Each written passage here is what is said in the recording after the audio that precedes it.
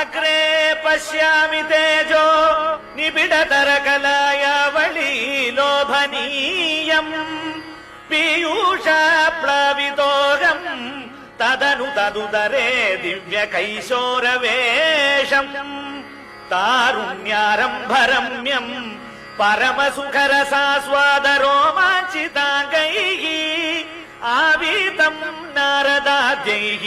विलसदुपनिषत् सुन्दरी मण्डलैश्च नीलाभम् कुञ्चिताग्रम् घनममलतरम् संयतम् चारुभङ्ग्या रत्नोत्तम् साभिरामम् वलयितमुदयच्चन्द्रकैः पिञ्छजालैः मन्दारस्रन्निवीतम् तव पृथुकबरीभारमालोकयेऽहम् स्निग्धश्वेतोर्ध्वपुण्ड्रामपि च सुललिताम् बालबालेन्दुवीथीम् हृद्यम् पूर्णानुकम्पार्णव मृदुलहरी चञ्चलभ्रूविलासैः आनीलस्निग्धपक्ष्मावलिपरिलसितम् नेत्रयुग्मम् विभोते सान्द्रच्छायम् विशालारुण कमलदलाकारमामुग्धतारम् कारुण्यालोकलीला शिशिरितभुवनम् क्षिप्यताम् मय्यनाथे उत्तुङ्गोल्लासिनासम् हरिमणिमुकुर प्रोलसद्गण्डपाळि व्यालोलत्कर्णपाशाञ्चित मकरमणिकुण्डल द्वन्द्वदीप्रम् उन्मीलद्दन्तपन्ति स्फुरदरुणधर छाय बिम्बाधरान्तः प्रीतिप्रस्यल्दि मन्दस्मित मधुरतरम् वक्त्रमुद्भासताम् मे बाहुद्वन्द्वेन रत्नोज्ज्वल वलयभृता शोणपाणि प्रवाळेन उपाताम् वेणुनाळीम् प्रसृत नखमयूखाम् गुळीसङ्गशाराम् कृत्वा वक्त्रारविन्दे सुमधुर विकसद्रागमुद्भाव्यमानैः शब्द ब्रह्मामृतैस्त्वम् शिशिरित भुवनैः सिञ्च मे कर्णवीथीम् उत्सर्पत्कौस्तुभश्रीतदिभिररुणितम् कोमलम् कण्ठदेशम् वक्षश्रीवत्सरम्यम् तरलतरसमुद्दीप्रहारप्रतानम्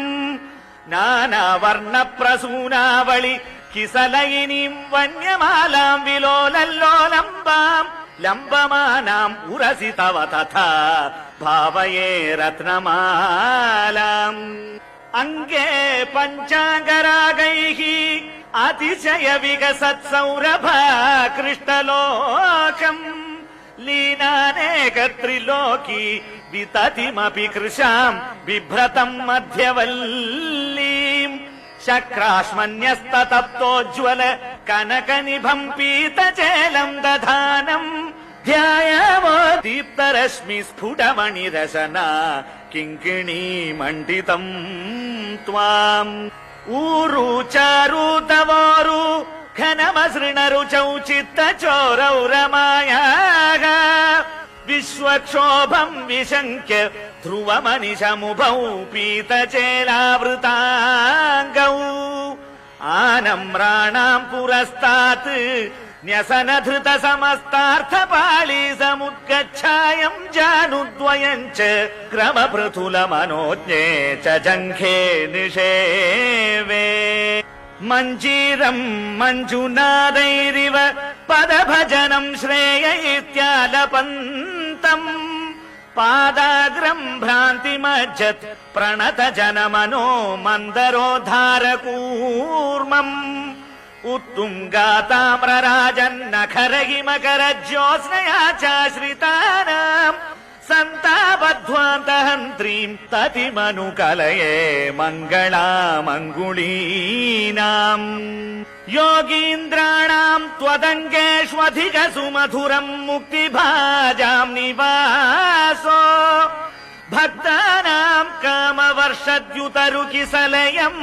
नाथ ते पादमूलम् नित्यम् चित्तस्थितम् मे पवनपुरपते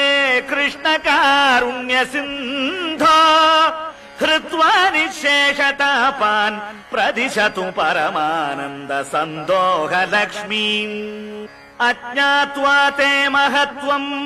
यदिह निगदितम् विश्वनाथ क्षमेथाः स्तोत्रम् चैतत् सहस्रोत्तरमधिकतरम् त्वत्प्रसादाय भूयात् द्वेधा नारायणीयम् श्रुतिषु च जनुषा स्तुत्यता वर्णनेन स्फीतम् लीलावतारैः इदमिह कुरुताम् आयुरारोग्य सौख्यम् इदमिह कुरुताम् आयुरारोग्य सौख्यम् इदमिह कुरुताम् आयुरारोग्य सौख्यम् ಹರೇ ಕೃಷ್ಣ ಗುರುವಾಯೂರಪ್ಪ ನಾರಾಯಣ ನಾರಾಯಣ ನಾರಾಯಣ ನಾರಾಯಣ